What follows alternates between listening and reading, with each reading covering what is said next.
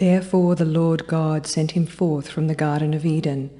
He drove out the man, and he placed at the east of the Garden of Eden cherubim, and a flaming sword which turned every way to keep the way of the tree of life.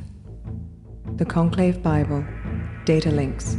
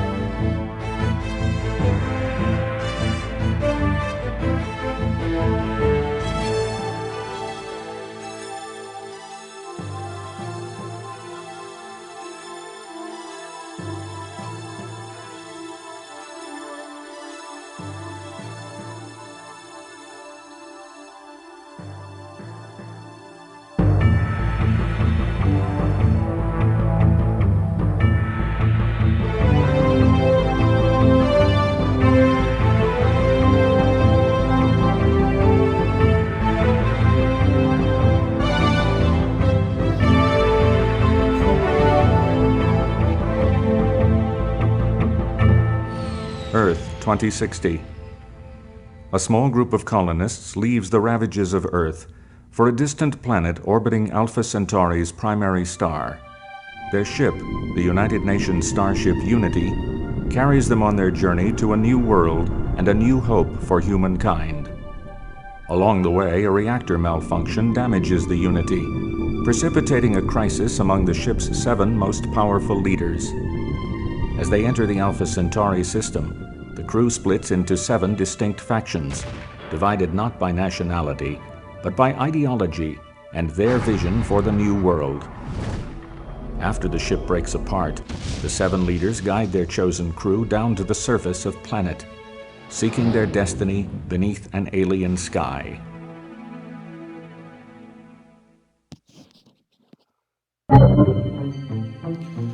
Alright everyone, welcome to Project Kohlrami, and if that's not one of the coolest intros of all time, I don't know what is.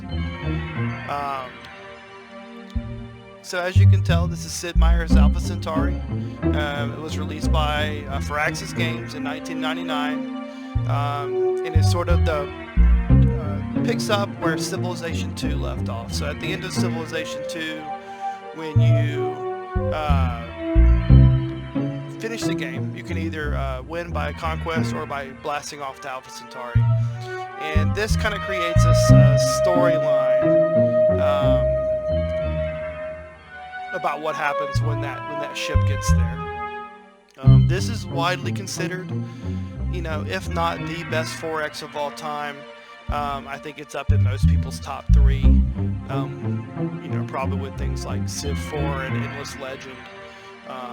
But to me, this is my favorite. This is my favorite game of all time. I don't know that there's a lot of games that I've spent more time playing. The systems are incredible. AI, like a lot of 4X games, isn't great, but it's just a hell of a game.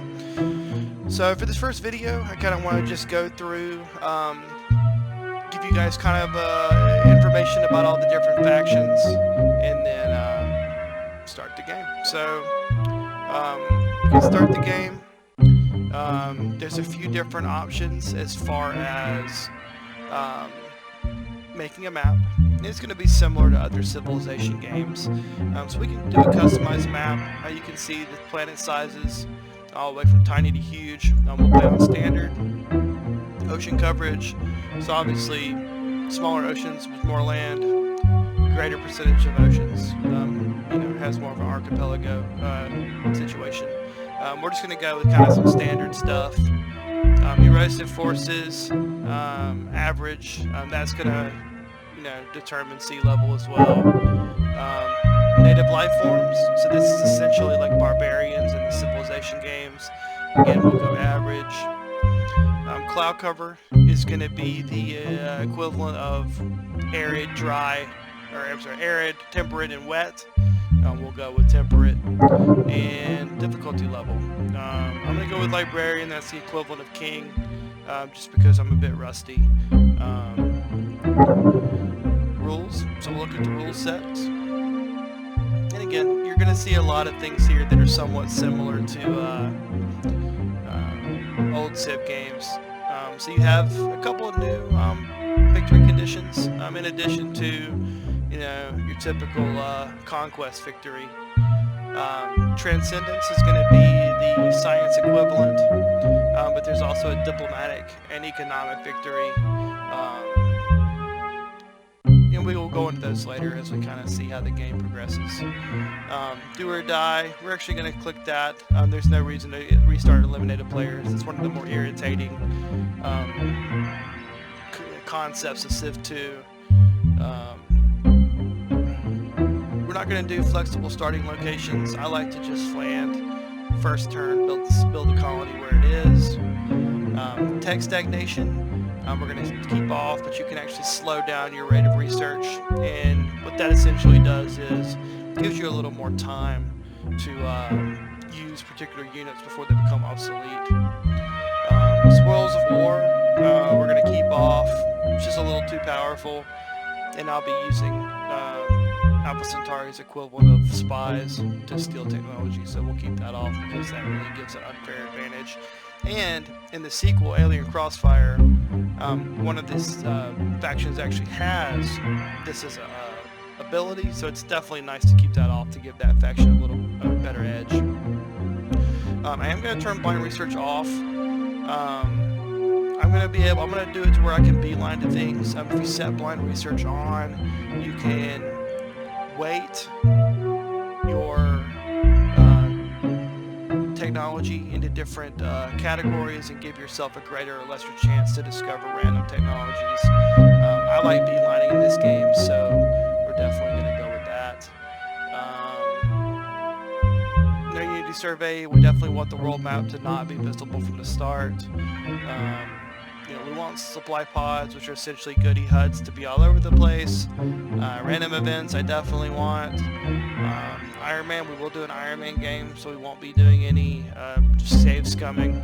And we'll keep the faction leader personalities and social agendas for now as standard, so they can fit the mold of what I'm going to tell you about each faction. So this is kind of my standard setup. We'll go ahead and click OK. And now we'll look at all the factions. So the first one is going to be the Gaia Stepdaughters. They are a green democracy, so very much in the vein of maybe an extreme version of the Green Party, or a more organized version of Greenpeace. Their goal is to really protect the new planet from repeating the mistakes that we made on Earth that caused us to have to move to this planet.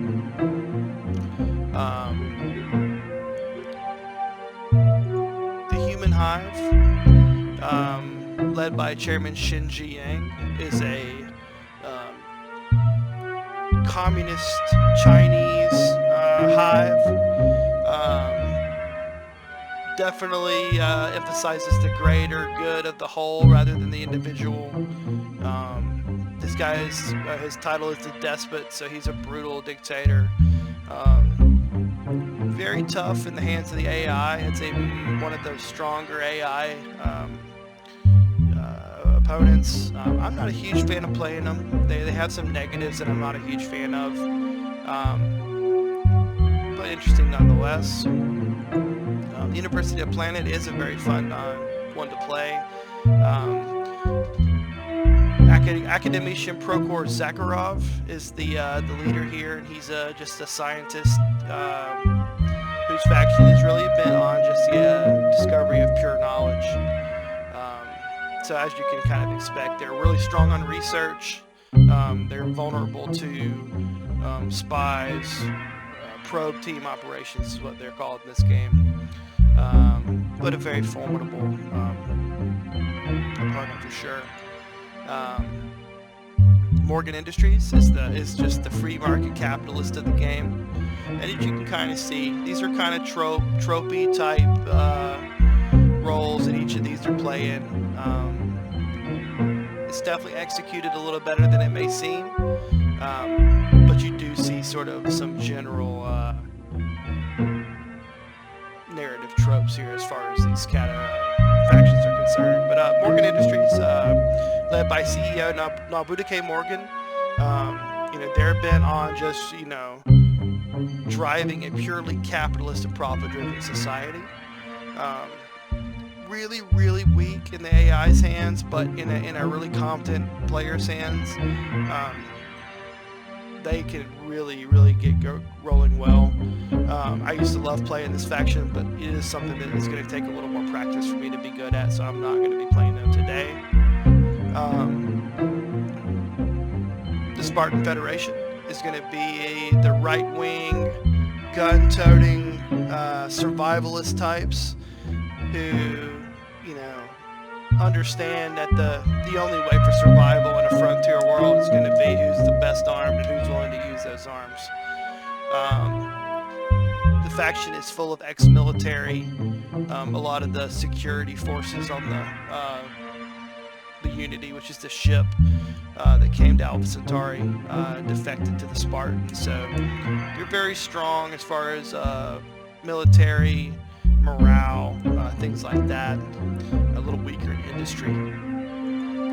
The Lord's Believers are the highly religious Christian fundamentalists. Again, very, very strong faction in the hands of those who know how to play them. As you would kind of expect, they get a research penalty, but get a massive attack bonus and a support bonus for having extra troops. And really, if you can negate that research penalty, you can really be very strong. And then finally, the peacekeeping forces, Commissioner Provenlaw. This is probably the most flexible of all the factions.